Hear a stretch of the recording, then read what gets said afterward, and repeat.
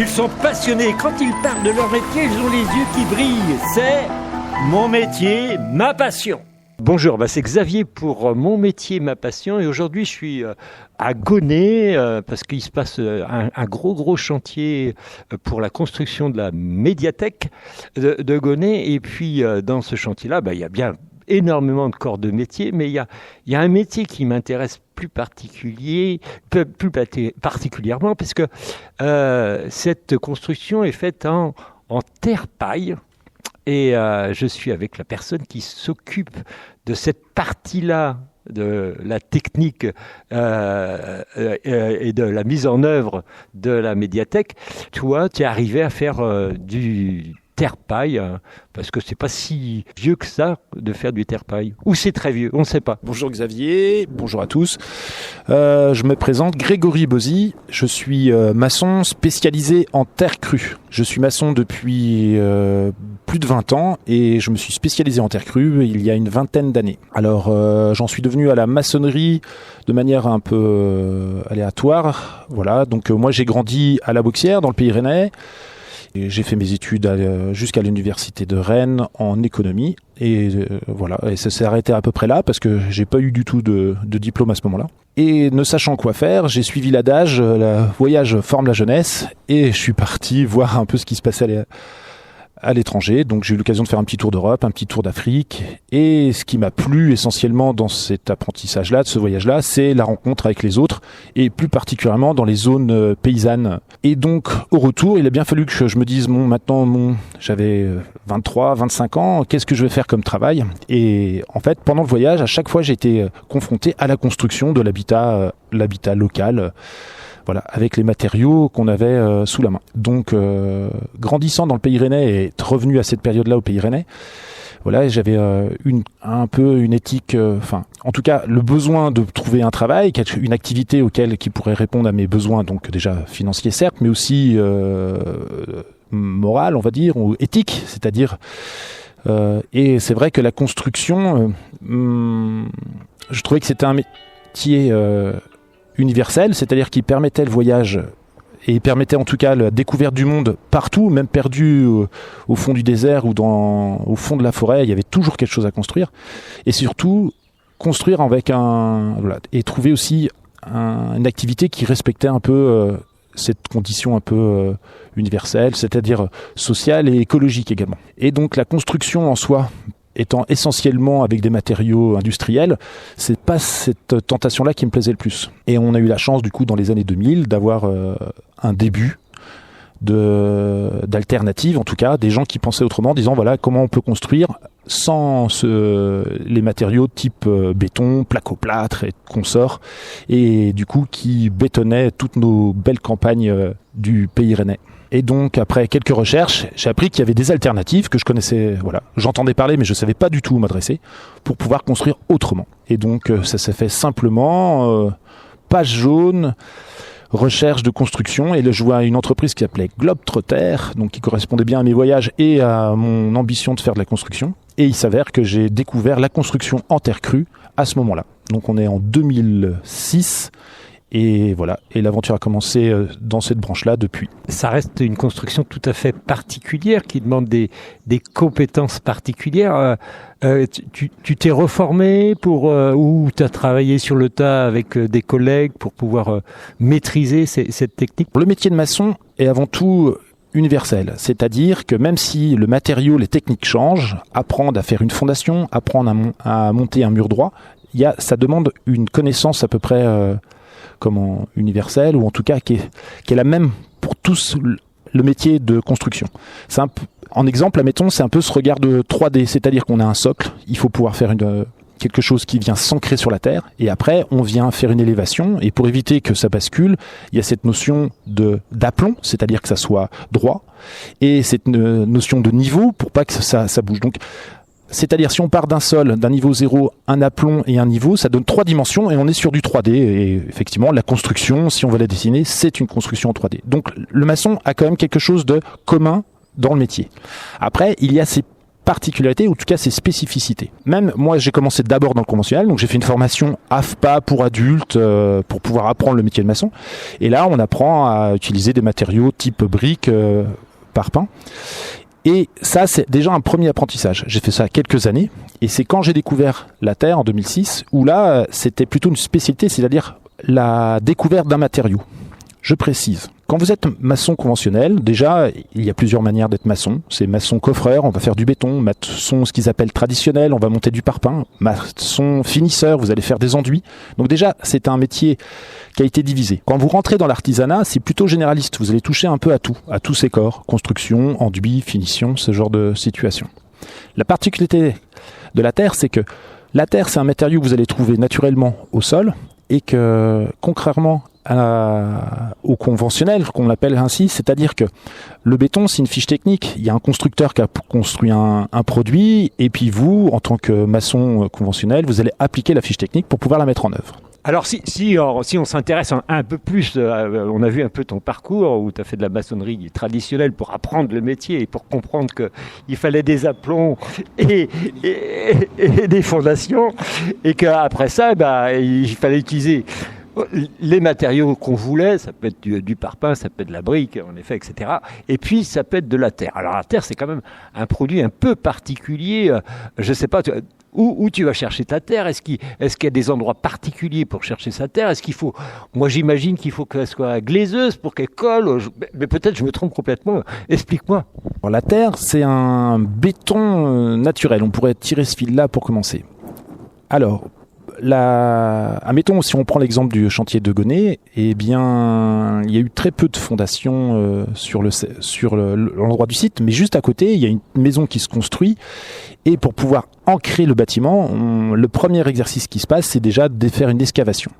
Et donc, on se retrouve avec une terre qui provient du site ou juste aux alentours. Alors, la terre qu'on a besoin de la construction...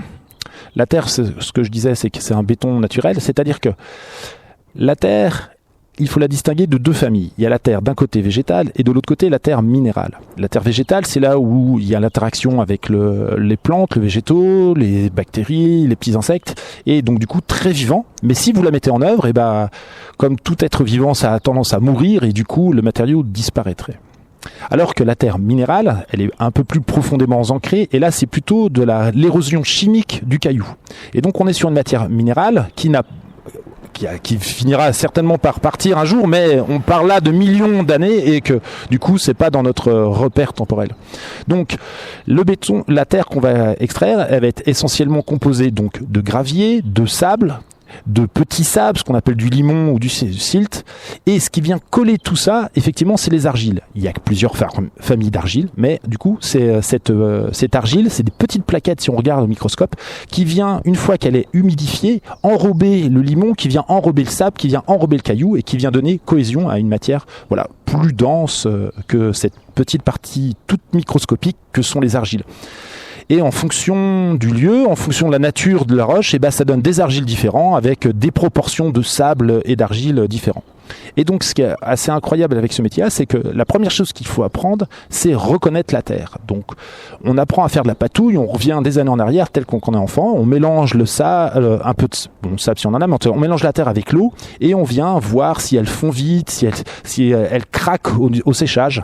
Et si elle craque, on va rajouter soit du sable, soit de la paille pour pouvoir faire liaisonner un peu comme le béton armé, c'est-à-dire donner un peu de maille pour que l'ensemble se tient. Et voilà, avec ça, on peut commencer à construire. Alors vous me direz, comment est-ce qu'on peut construire ? Ça, il y a plein de techniques différentes. Donc on a eu de la chance, on est dans un environnement où l'information circule, et il y a eu quelques années, on a pu des gens qui se sont passionnés sur la construction en terre, ont essayé de récolter comment on construit en terre à travers le monde. Et là, on a vu qu'il y avait plein de manières différentes. Alors, les grands termes, on va parler de torchis, de bauge, de pisé, d'adobe, pour en citer que quelques-uns. Maintenant, depuis le XXe siècle, il y a les bottes de paille avec enduit terre. Donc, il y a plein de techniques différentes. En France, ne serait-ce qu'en France, on a un pays qui est extrêmement varié. On va retrouver de la bauge en Bretagne et Normandie, un peu en Vendée. On va retrouver du torchis en Alsace, en Haute-Normandie. On va retrouver des adobes du pays de Toulouse, plus ou moins cuites. On va retrouver du pisé dans le pays Saint-Étienne et de Lyon. En fait, on a une grande variété. Moi, le torchis, je vois ce que c'est. Tu vois, à peu près tout le monde a entendu parler du torchis, mais le pisé, les autres, je ne sais pas du tout ce que ça veut dire. Quelles sont les différences? C'est la matière qui est différente ou la façon de travailler qui est différente? T'as raison, Xavier. Du coup, ces différences-là sont assez notoires. On va partir de l'origine, c'est-à-dire que la construction d'avant, c'est ce qui faisait la beauté de nos paysages, c'est que pour construire, on construisait avec ce qu'on avait sous les pieds. À Gonnet, on voit devant nous, il y a beaucoup de cailloux, un peu de terre, c'est ce qu'ils ont au pied. En fait, la construction varie en fonction de la nature du sol. Donc, si on est en fonction de la nature de la terre, on va construire différemment. Je vais vous parler mettons, dans le bassin rennais, elle est connue pour ses constructions en terre crue, ce qui s'appelle la technicité et la bauge. La bauge, c'est la terre prise directement du sol. Et dans sa particularité physique, c'est qu'elle a beaucoup d'argile et beaucoup de sable. Elle est très limoneux-argileuse et la proportion est à peu près égale entre limon et sable. Ça veut dire qu'elle est assez collante. Dans l'apprentissage de la terre, du coup, vu que l'association terre-eau est primordiale, c'est-à-dire qu'il faut qu'on humidifie la terre pour qu'on la mette en œuvre, du coup, on va parler d'état hydrique, c'est-à-dire combien d'eau on met pour la transformer la terre. Je fais un peu rapidement, mais on va passer de l'état sec, humide, plastique, visqueux et liquide. Donc voilà, plus ou moins on met d'eau, on ne se retrouve pas avec le même état. Alors mettons, la bauge, celle qu'on utilise ici, c'est une matière qu'on va mettre de manière plastique. On va essentiellement prendre de la paille un peu en proportion de 5%, 10% pour au moment du séchage que la terre ne craque pas. Mais c'est essentiellement de la terre, un peu de paille, on met de l'eau et on a une proportion d'eau qui va être autour de 15-20% d'eau d'humidité à l'intérieur, donc elle en a déjà dans le sol, on en rajoute un peu, autour de 5-10% pour rajouter de l'eau et de rendre ça vraiment plastique. Et là, on va se retrouver avec une matière un peu pâte à modeler, on va pouvoir la modeler avec les mains, on va pouvoir la transformer, faire des visages, de la sculpture, voilà, c'est à peu près cet état-là. Quand on fait de la poterie un peu, finalement? Finalement, c'est exact un peu comme la poterie, dans le même état. À la différence de la poterie, c'est que la poterie, c'est une argile où on a enlevé le sable et le caillou pour pouvoir avoir un élément très lisse. Mais la bauge, c'est de la poterie en un peu plus gros. Et pour que ça tienne plus gros, la matière est plus grosse. Mais une des règles de la maçonnerie terre, c'est plus votre élément est gros, épais, plus il faut que la matière dedans soit grosse. Donc, contrairement à la poterie, là, on va y laisser le caillou qui peut être assez conséquent à l'intérieur. Le bassin rennais, on va se retrouver avec une terre qui est à peu près de même nature, mais qui n'est pas tout le temps la même. Donc on la mélange avec un peu de paille et à l'époque, quand je dis à l'époque, c'est-à-dire avant cette fameuse révolution industrielle, on la mettait à la fourche sur un mur de pierre pour la protéger de l'eau. Ça, c'est une des caractéristiques de la terre, c'est qu'elle marche très bien, mais par contre, il faut qu'elle soit protégée de l'eau. Donc on dit que communément, il faut des bonnes bottes et un bon chapeau, et ça peut durer des siècles, comme on voit sur certains bâtiments. Donc une fois que vous avez mis des bottes à votre bâtiment, donc une bonne fondation ancrée en terre, un soubassement hors d'eau, donc là on utilise essentiellement du caillou, à plus de 25 cm, 30 cm au-dessus de la terre. Et là vous venez assembler vos mottes de terre et de paille, et vous élevez comme ça, comme une sculpture. Dans la technicité de la bauge, on parle de lever, c'est-à-dire que si vous montez trop d'un coup, ça risque de flancher. Donc, on monte à peu près jusqu'à 1 mètre de haut. Le lendemain, une fois que la plasticité, c'est-à-dire que elle se durcit un peu parce que voilà, elle a pris un peu de vent, un peu de soleil, elle sèche un peu. On vient couper ce qu'on appelle parer sur les bords pour que ça soit plan, droit, beau. Et la semaine suivante, on recommence. Un peu les bâtiments ruraux, ce qui se faisait assez régulièrement, c'est que on faisait le tour, 1 mètre de haut, et puis une fois qu'on a fait le tour, on recommençait comme ça. Et dans une saison d'été, la maison, la ferme, la grange était construite. Eh bien voilà, on sait tout de comment on passe de la maçonnerie traditionnelle à la maçonnerie